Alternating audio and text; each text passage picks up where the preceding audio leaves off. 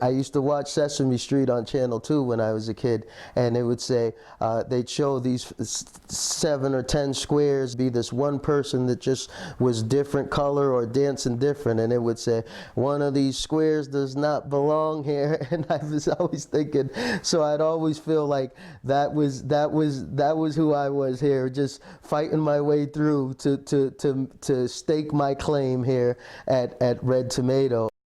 I was raised by a single mom who raised me and my brother and worked real hard raising us off of public assistance to give us everything that we wanted and needed.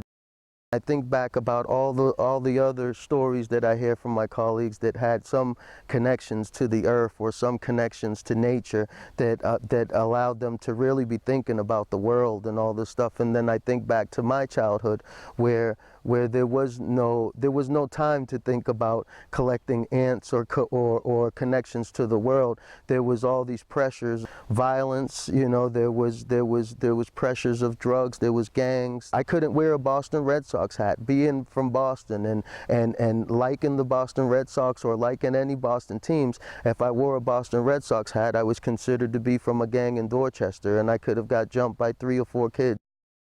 We call it the cycle, kind of a cycle of poor, and we've always wanted to break that cycle for the Mendez family. I don't want to be the guy that tells them if I could have and what I could have did if I would have went to school. I want to tell them how I did it.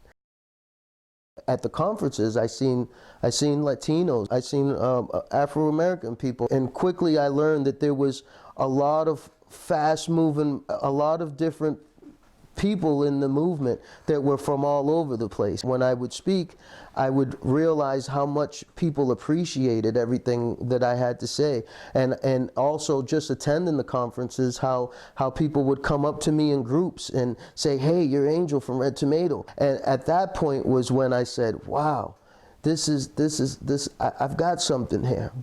I've got something valuable that people want to know." So he came to visit me a couple days ago, and we sat down on the couch and talked, and I thought, oh, rare.